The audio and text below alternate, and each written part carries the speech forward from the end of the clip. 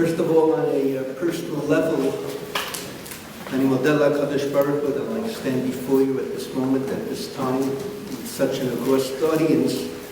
And in the audience, I have a great-grandson listening to his great-grandfather. אני מודה לקדוש ברוך הוא.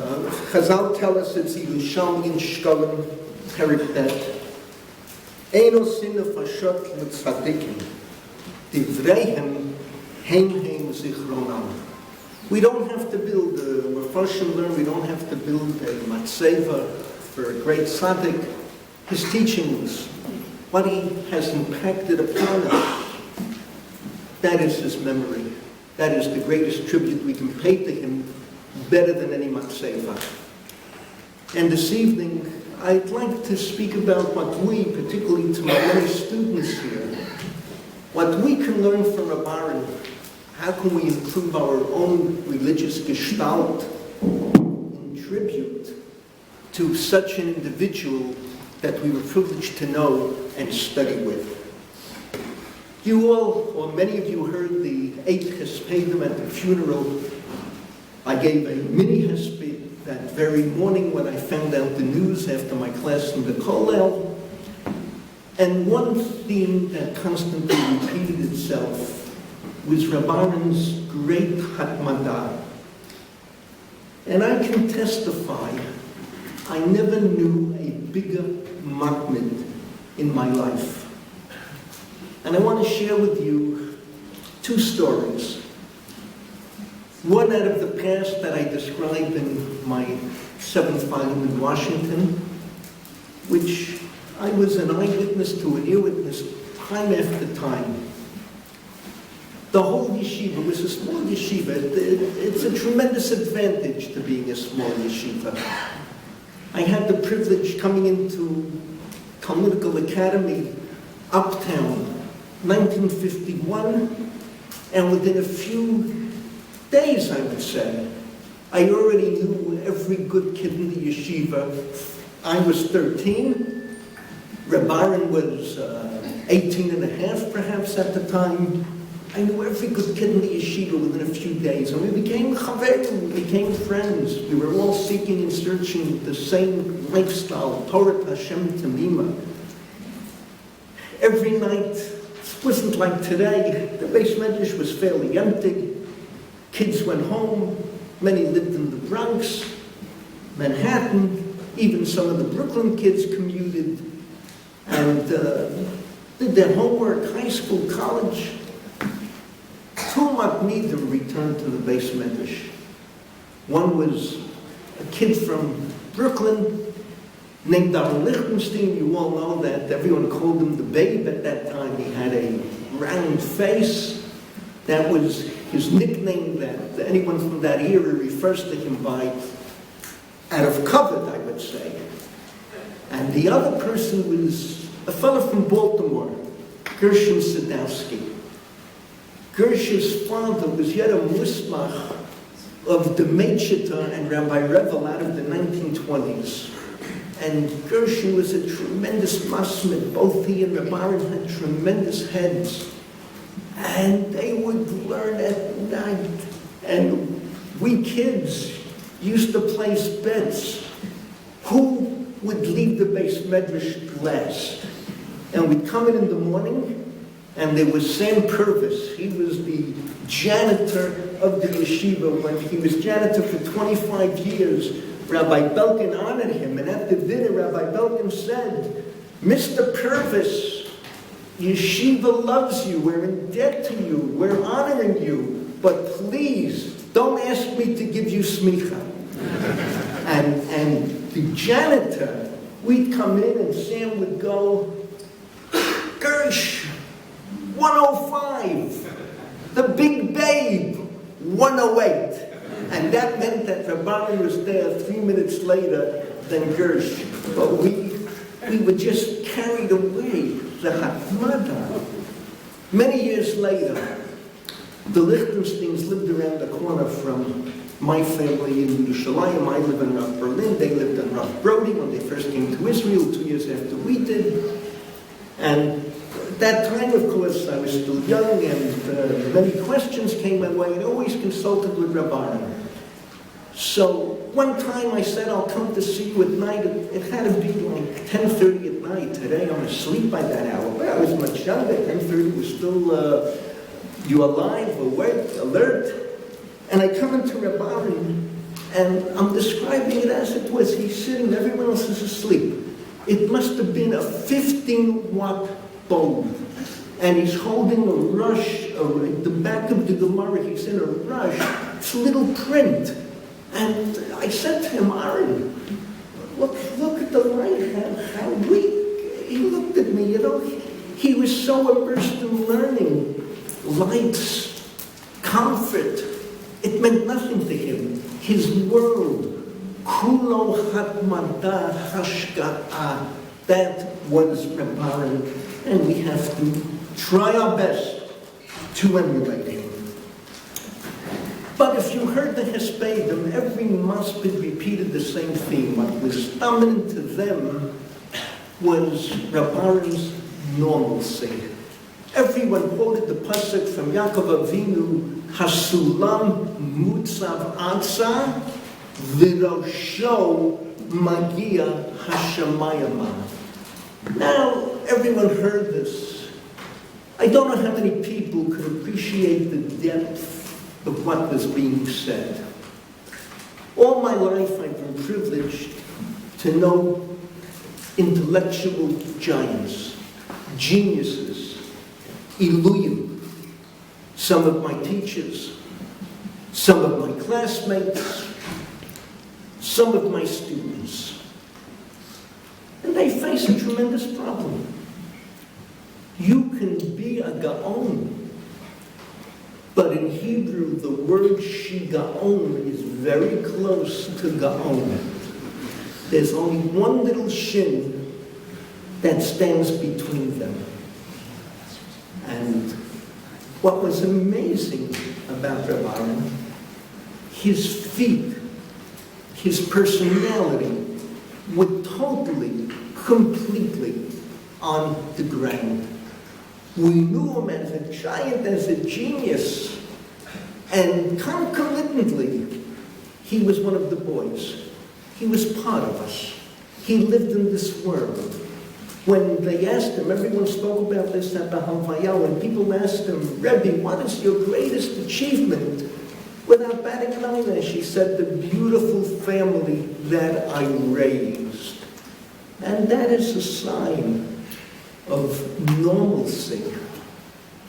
The mind is bashamayim, but the feet are on the ground. And here I'll share with you a little anecdote that I'm probably the only one in the world that can tell this anecdote, and probably one of the few in the world who can appreciate it. I've always told my students time and again in the kollel who Rabbi, it's hard for me to say who Rabbi is. And I said, with all this Gottlieb, Rabbi is probably one of the last people alive, if not the last one, that can give you the starting lineup for the Chicago Cubs in the 1945 World Series, the last World Series in which they appeared. And Rabbi and I, the gleam in our eyes when we would speak about Phil Cavaretta. And I challenge any knowledgeable baseball person here, one day give a lecture on the career year of Phil Cavaretta, 1945, and we can learn from that as well. And that was Rabbi. I can tell you endless stories from the Gush with baseball, with the Americans. His mind was there, but his feet were firmly on the ground. And then I want to say something else that's very important, particularly to students who are going into chinuch, going into the rabbinate. There's a Rosh Yeshiva shall remain nameless. When he started teaching in the United States in the 1930s at RJJ, he had a picture of Rav Avram Yitzchak Kook on the wall. Decades later, by the time the 70s came around and he was in a different yeshiva and well-known and a famous Rosh Yeshiva and a majestic personality, he published an article that the Zionists were responsible for the Holocaust. That article appeared in Jewish Observer. It brought great response, great controversy. And this was the same Rosh Yeshiva who had long since taken off the picture of Rav Aharon Yitzchak Cohen Cook. Now, can you imagine the difference in the students that he raised in the 30s, the 40s, the 50s, the 60s, the 70s, as he went through this period of engendering a totally different ideology than the one he originally had? And the truth of the matter is, Chazal had a debate. Shlomo HaMelech wrote Shir HaShirim, Mishlei Kohelet, what was the order in which he wrote it, but it seems the most logical approach was that he wrote Shir HaShirim in his youth, Mishlei in middle age, and Kohelet when he reached older age. That's very dangerous for a Muhammad, because that means that your students who studied with you when you were in your 20s are going to be markedly different in their understanding of your concepts of Torah and Masorah than your students who studied with you when you were in your 60s and 70s. A great Melamed has to live all three periods at once. And here too, I have to say, and I've known Aharon since 1951. My neighbor, Dr. Sam Dershowitz, knows him since 1949 when he and Aharon were classmates in Yeshiva College. Sam coming from BTA and Rabbi coming from Chaim Berlin, and they were classmates. And Sam and I both said the same thing walking to shul the other morning. What was amazing about Rabbi? Shir HaShirim, Mishlei, Kohelet, interchangeable. The man never changed. He was the same Rabbi. The time he would turn 21, he turned 21. His hakmadah, his understanding, his dedication, his davening, his tzidkut, his chesed, exactly the way we remember him more than half a century ago is exactly the way his Talmidim of just a year ago or 2 years ago recall him today. And this too is a fabulous lesson that we can learn from Rabbi Lichtenstein. But let me go one step further, and most important for us sitting in a branch of an august institution known as Yeshiva University. YU is not just a school, it's an idea. It leads the Torah world, those who want to believe that we live in two worlds, that to quote the Rav, Ger v'toshav anachi imachem, that we have to live as a Ger v'toshav. We are different than the rest of the world. We're Gerim, Shabbat, Kashrut, Karat Mishpacha, our Talmud, our learning, whoever heard of a religion where for a Litvak, the greatest mitzvah you can have is the Talmud Torah Keneged Kulam. On the other hand, with Toshavim, we're members of the world. Palavai, one of our students who goes into medical research, should discover the ultimate cure for cancer. Every Toshav will benefit. So we who live in that world, and I'm not here to debate with anyone, or dialogue with anyone, or to go into any lecture now, wherein the Rav is different than Rav Shimshon Raphael Hirsch. What is the difference between Torah Mada and Torah Derech Eretz? Rabbi Aharon lived in these two worlds, I would say, so naturally. It was just a magnificent example, a shir and shas and paiskin, and he could always take a moral from the best of world literature. It was overwhelming. In that respect, he resembled the Rav. He resembled the Rav's mother, Rebbetzin Pesha.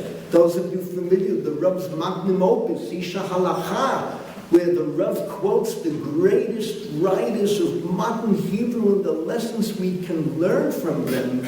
You saw Rabbi Aharon with world literature at his fingertips.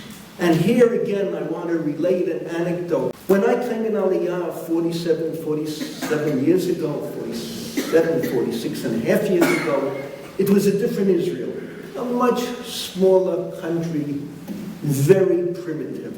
When I came, the old-timers were telling me, you're complaining about what you found here, what we had 20 years ago, you know. But all right, I sound like the old-timers of 69, that's what I sound like right now. But it was a much smaller, primitive country. Those of you who recall, Shaarei Tzedek Hospital was on Rehov Yafa, and Lo Aleinu, the funeral parlor, was right on the side of Shaarei Tzedek Hospital. And right next to the shul, a block away, where people were walking with baskets and carrying food and fruit and vegetables and bread and all that you could buy in the shuk, on the street.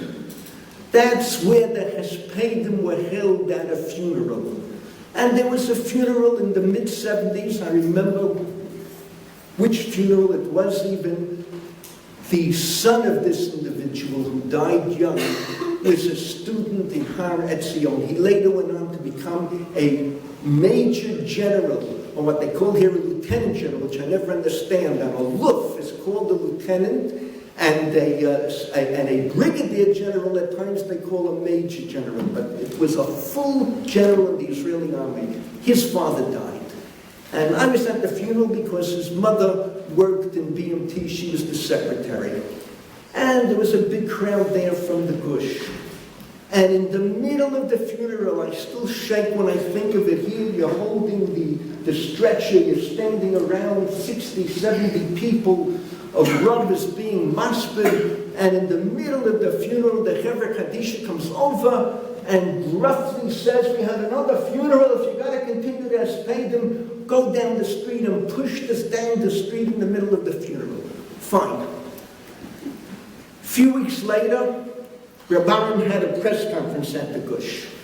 The word press conference is misleading, but what it means is every few weeks he would have a special session with the students where they could ask any questions they want. So at the press conference, and students can be wise, Alex, and can be, smarter than you, and they know it all. And a student gets up and asks in a long shvut, Rabbi, עם כל הכבוד, למה אנחנו צריכים ללמוד ספרות של העולם, ספרות חיונית, כללית? Asking Rabbi Lichtenstein, a man who has a PhD in literature from Harvard University, without batting an eyelash, Rabbi responded, do you remember the funeral 2 weeks ago? Yes. What happened during the funeral? Did you think that was right? Terrible. So Rabbi says, had the Chevra Kadisha studied Hamlet and his description of death, do you think they would have behaved the way they did? And the audience broke out in applause. That was Rabbi. It was effortless, without debate, without discussion. And how he could pull gems out of general literature to enhance our Torah concepts and our Torah commitment. But let me go one step further. I'm watching the clock because we have a lot of speakers after me. Let me go one step further and most important. We are forging a new Torah people in the state of Israel. These are new circumstances. For 2,000 years, who could dream that the Jewish people would have a state, an army, a police force, a foreign ministry, that our planes would be taking off to go to areas of catastrophe all over the world with tons of equipment and endless help and fabulous medical doctors and nurses, all Jewish people, many of them B'nai Torah with total commitment to all that is holy in our tradition. It's a new type of people. It's a crossroad in Torah history. What has happened here in the last 67 years, where we were at with Ben Gurion and where we're at today, Baruch Hashem. And it will only get better. But as we forge this new identity, Aharon becomes infinitely more important because he was a link to our glorious past. Who was Aharon? And no one mentioned this at the hesped, and maybe nobody knows it. When Aharon entered the yeshiva in 1949, he was put into the Lamsha Rav's class, Reb Moshe Shatzkes. And Reb Moshe Shatzkes, do you know who we're talking about? This is Reb Yitzchak Blaser's son, whom Reb Yitzchak Blaser adopted. He married a woman who had been orphaned with 4 children. And he raised 4 more, and the original 4, 8 children. And the greatest among them was Reb Moshe Shatzkes, Lamsha Rav. The Rav would stand up for him. He knew all of Yoredeya by heart with every shach and taz. And Aharon went into his class, and of course, Milanu Kyotegadomi Aharon, Sam Dershowitz told me, every class, Reb Moshe Shatzkes would go on, and Shas and Paiskim at his fingertips. No one understood a word. After class, they were divided in half. Rabbi Lichtenstein repeated the shir to one group of guys, and Rabbi Feldblum, if you remember the name, Reb Meir Simcha Feldblum, repeated the shir to the other. So you see Aharon, the Lamsha Rav, Aharon Soloveitchik, whom Aharon adored, Reb Yitzchak Hutner, whom Aharon looked up to. There was reverence for him. The Rav, I need not tell you, Aharon was a link, what the Rav called him, in my humble opinion, his most famous piece of Agada Torah, the hesped for Reb Chaim Heller, Pleitat Sofreihem. Aharon was a remnant of all the greatness of yesteryear. And once again, coming back to a press conference at a lunch foot, that deeply affects me into this very moment.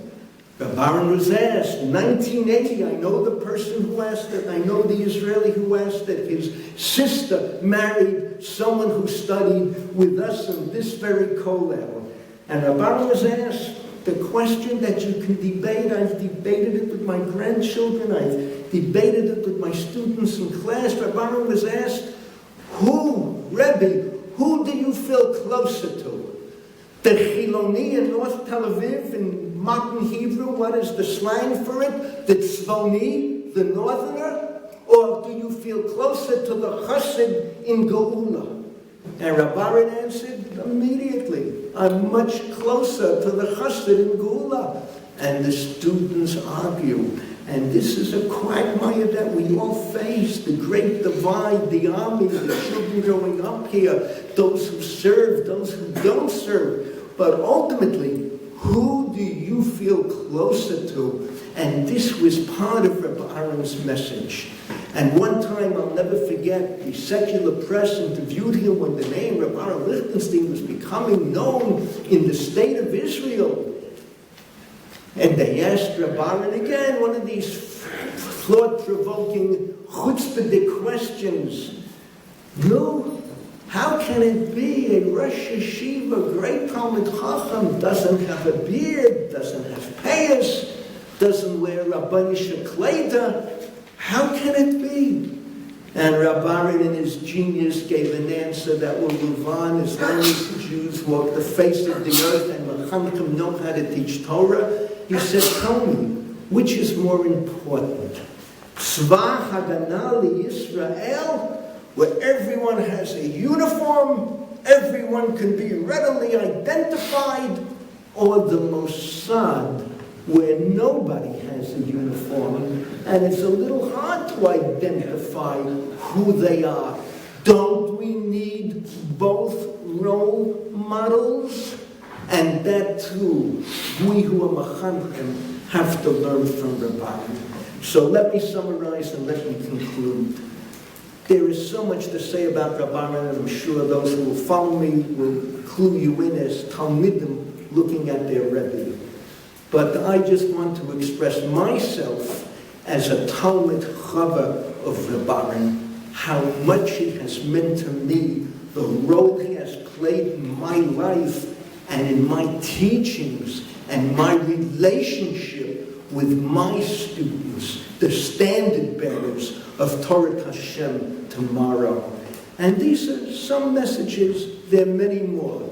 Let me conclude and let me say something that hit me today between the eyes after I gave shir this morning and I drove home and I started thinking, tell me, how many years was Rabbi the head of Haaretz Zion and all that developed in Eretz Yisrael? Make the cheshbon, 44 years.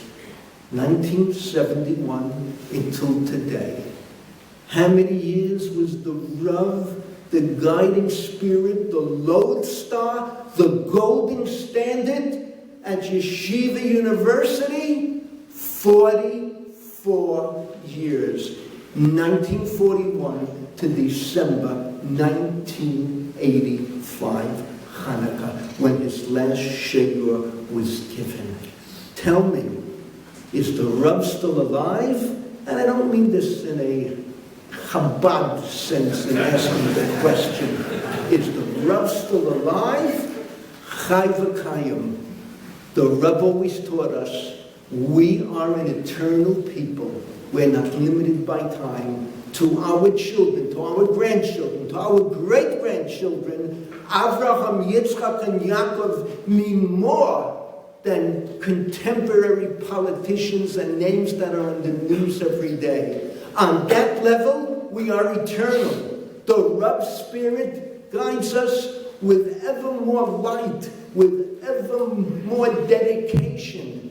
And Rabbi will live with us as long as Jews will walk the face of the earth, and his teachings will help us and guide us as we create a Torah Jew who is at home on the holy soil of Eretz Yisrael, Medinat Yisrael. Yahei Zichro Baruch. Thank you very much.